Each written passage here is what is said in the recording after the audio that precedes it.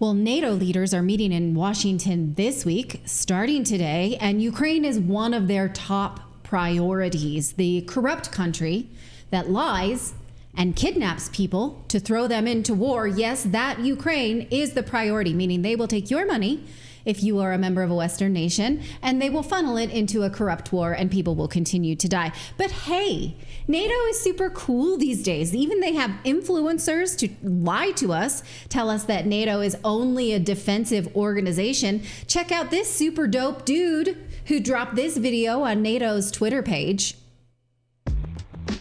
Did you know that Washington, D.C. witnessed the birth of NATO?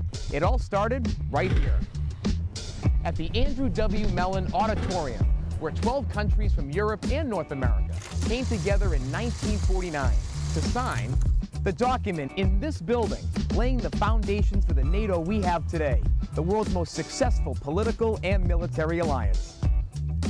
75 years after its creation, now 32 members strong, this year NATO is hosting its summit right here in Washington, D.C., home of the U.S. Congress and the White House, the political heart of the United States. At the NATO summit, heads of state and government will discuss and make decisions on the most important security challenges facing our world today, continuing to boost NATO's ability to keep our 1 billion people safe. The NATO summit is about to start. Welcome to Washington, D.C. You guys, isn't that so super dope and rad? That was so and funky. Hip? And NATO funky is so fresh. NATO is so cool with all their social media presence. It's really cool. It's so exciting if you don't bring up the fact that NATO's first major defensive move was to bomb the shit out of Yugoslavia, including many civilian targets. They struck a media center, civilian hospitals, and bridges, including one that was bombed as a civilian train passed over it. Remember that? That was super cool and hip too. Can we leave this on the screen for a second? Because it's funny to talk about hospitals, right? Bombing hospitals, especially when you consider that Ukraine this week is accusing Russia of bombing a hospital this very week. Here is Zelensky accusing Russia of bombing a children's hospital in Kiev this week. And then, so what they're saying now is 37 people were killed, many of whom were children, 170 injured, including 13 children. They're saying that this was Russia's brutal missile strike. But right on cue, as soon as they say this, now we will recall that in the 2+ years since the conflict began in Ukraine, we've seen many times, so many times, and we're going to go over just a few, where Ukraine says Russia did this, and later investigations show that it was Ukraine that did this. So let's keep that in mind because we don't know yet. This was a brand new bombing, but right on cue, Western leaders and press repeated this line from Zelensky. Here's President Biden saying that Russia's missile killed all of these children at this hospital. Here is Justin Trudeau parroting that sentiment. So bad, we're pretty sure they're just retweeting what Zelensky said. Here is British Prime Minister, new British Prime Minister Keir Starr, attacking innocent children with these braved actions. And again, we stand with Ukraine. 100%, all of these countries do. Here's the Wall Street Journal repeating this. Russian missiles hit Kiev children, right, with this deadly attack. So at this point, again, we do not know for sure who hit this hospital, but there is some evidence that this was Ukraine's anti-missile defense system that was errantly fired against the attacks that we do know Russia was targeting inside Ukraine. Russia admits that they were targeting HIMARS. Ukraine quite possibly, which are American provided weapons. HIMARS, right? And so Russia said, yes, we struck 5 places inside Ukraine where we knew that U.S. provided HIMARS were. Now, Ukraine, we know, is untrained on these defense systems. We've proven that time and again. And so now some are saying that the missiles match what Ukraine was given by NATO, and that video evidence shows that this was Ukraine's fault in launching errant counterattacks over civilian areas, which they have done time and time and time again. Now, Russian spokesperson Dmitry Peskov said Russia does not strike civilian targets, and all of the strikes carried out by the Russian military are aimed at critical infrastructure facilities. Now, he also said that numerous photos and video footage from Kiev clearly confirm the fact of destruction due to the fall of Ukrainian air defense missiles launched from an anti-aircraft missile system within the city.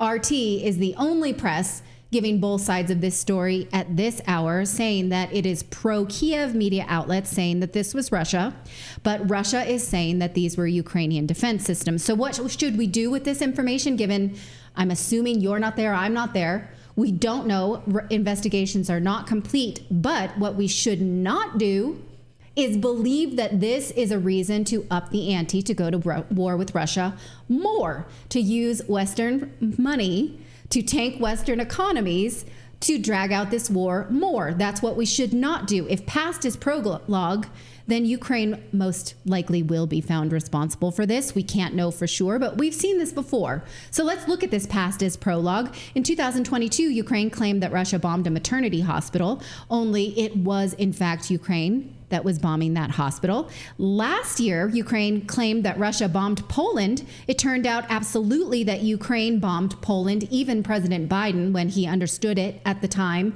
said that the evidence does not suggest that Russia bombed Poland. We knew that Ukraine used our weapons and bombed Poland, killing at least 2 farmers, if not more.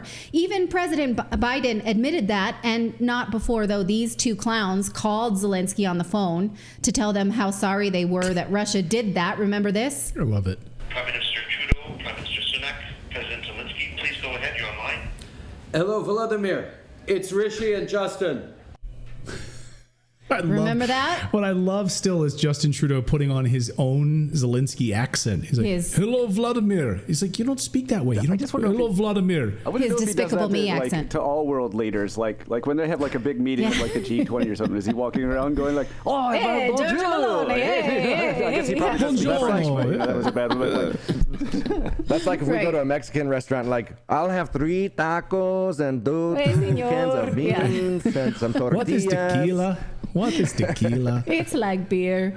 Okay. Now, remember, this was, again, Ukraine that launched that missile into Poland. But, those 2 jokers decided to do that press op in front of that phone call. Now, we could spend 10 minutes going over all the attacks in the Donbass that were from the Ukraine and blamed on Russia, right? But we'll just say right now, we don't know yet about this hospital in Kiev, but we've seen this before. Ukraine is not trained on these weapons. Civilians get hurt when they use them. Also, Ukraine is run by liars. Just last week, they said that they are killing more Russian soldiers than you think. This was reported by The Economist and then covered by the Kiev Independent, apparently from leaked documents from the U.S. State Department, where Ukraine told the State Department, hey, looks like we're losing, but we're killing a lot of bad guys. The number could be as high as 728,000 Russian soldiers were killed, which is so funny because Russia has not sent any more than 300,000. We've covered this before. So where do they get all those deaths? Where do they get all those death bodies? They're losing the war, but killing a lot of people. How is that happening? And just in 2023, Ukraine said that Russia had lost 250,000. So how did they triple that number since last summer while losing the war and not gaining any territory? Anybody paying attention to the fact that they're liars and incompetent and people are dying? We are. Yeah, we are, but most people are not. And again, it is possible that Russia hit civilian infrastructure, in which case we should absolutely condemn it, hold their feet to the fire, and figure out why. But it's so funny that now NATO cares so much about this hospital, but no hospitals in Gaza. We care nothing about that at all, right? Is that the case? That's so funny. But NATO is still expected to pledge at least $40 billion per year. Not another one-time package, but $40 billion in recurring payments. It's like a mortgage payment now. The Wall Street Journal is calling this a Trump-proof fund. According to the Journal, the operation is going to be called NATO Security Assistance and Training for Ukraine. It will be staffed by nearly 700 U.S. and other allied personnel from across the country. And they're saying this is going to replace the American-led military response since the Ukraine invasion, or the they call it the full-scale invasion of Ukraine.